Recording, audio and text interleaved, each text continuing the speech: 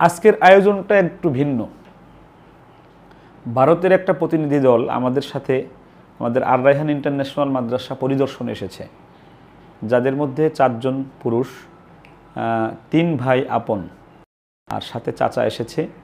তাদের উদ্দেশ্য হলো যে একজনের 2 ছেলে, আর একজনের 2 ছেলে, আর একজনের 1 ছেলে পাসপোর্ট করেছে, ভিসা করতে দিয়ে আমার সাথে কথা বলার জন্য এসেছে। আমরা তাদের সন্তানদেরকে বাংলাদেশে আর রায়হান ইন্টারন্যাশনাল মাদ্রাসায় এই ভারতের এই 5 জন নতুন ছাত্রকে আমরা নিব কি না, তো এটা আমরা পরে আসি।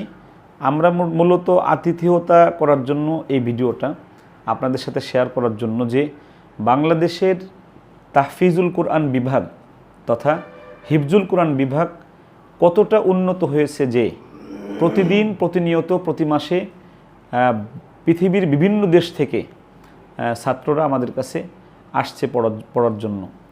আমি আজকে সকালে, আজকে হলো 2/8/2023, আজকে সকালে আপনারা জেনে খুশি হবেন, আমি হয়তো এটা ভিডিওতে আনবো। আমেরিকা থেকে একটা মেয়ে এসেছে যার বয়স 20 বছর, ও লেভেল শেষ করেছে ইংলিশে। এই মেয়েটি তার বাবাকে পাগল করে ফেলেছে যে আমি হাফেজা হতে চাই, এবং সেটা আর রায়হান ইন্টারন্যাশনাল মাদ্রাসায়। আজকে এসে প্রায় 2 ঘন্টা বসেছিল, দেখে গিয়েছে।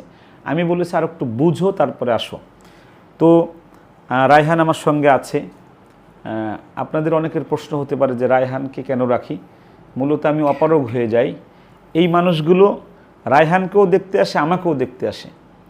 রায়হানেরও ভক্ত, আমারও ভক্ত।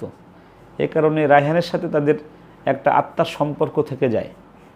আজকে এক কিডনি আক্রান্ত এক রোগী, এক মা এসেছে, আমি আপনাদের দেখাই নাই।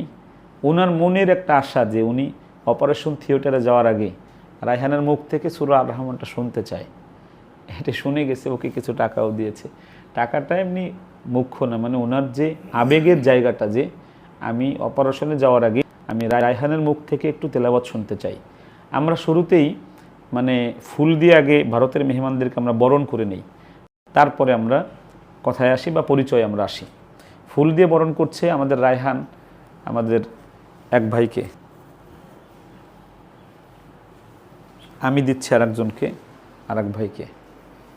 মাশাআল্লাহ। এটা দিচ্ছি মূলত আর একটা দেশ থেকে আমাদের কাছে কোরআন শেখার জন্য আসছে। কোরআনের মর্যাদার কারণে আমরা এই ফুল দিয়ে বরণ করতেছি ওনাদেরকে, অন্য কোনো উদ্দেশ্য না। আর এই যে চাচা, উনি হলেন এই 3 জনের আপন চাচা। উনি আসছেন আমাকে দেখতে, রায়হানকে দেখতে, আর রায়হান মাদ্রাসা দেখতে। সাদা চুলের মাঝে এই যে সুন্দর, মানে কেমন লাগতেছে আপনার? আলহামদুলিল্লাহ। এরকম মালা কেউ দিয়েছে বিয়ের সময় ছাড়া? বিয়ের সময় আমরা কাম করে ফেলছি।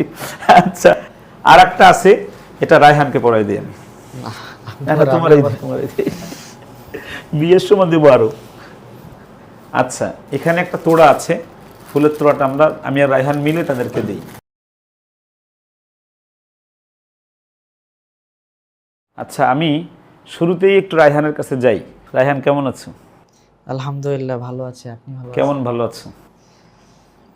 আজকে তো একটু বেশি ভালো আছি এই মুহূর্তে, কারণ ওনারা আসছেন, ওনারা হচ্ছে আমাদের অতিথি।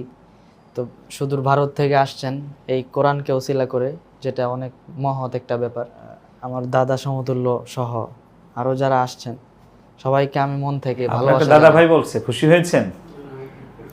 আমি ওনাদেরকে মন থেকে ভালোবাসা জানাই, যেন আগামীতেও আবার ওনারা আসেন কোরআনকে কেন্দ্র করে, এবং ওনারা যে উদ্দেশ্যে আসছে। যে ভিডিওতে বলেছি যে আমার কাছে মনে হয় যে আমি পৃথিবীর সবচেয়ে সুখী মানুষদের মধ্যে অন্যতম একজন। তোমার কাছে কিরকম মনে হয়? নিশ্চয়ই সুখী আপনি হবেন না তাই কে হবে? এখন কোরআনের সাথে তোমাকে সুখী মনে হয়? আমার নিজেকে মানে এই জন্য একটু গর্বিত মনে হয় যে আল্লাহর কোরআন আছে, ধারণ করেছি। দুনিয়াবি কোনো কাজ ছাড়া আজকে 2 জনে তোমাকে টাকা দিয়ে গেল, আলহামদুলিল্লাহ।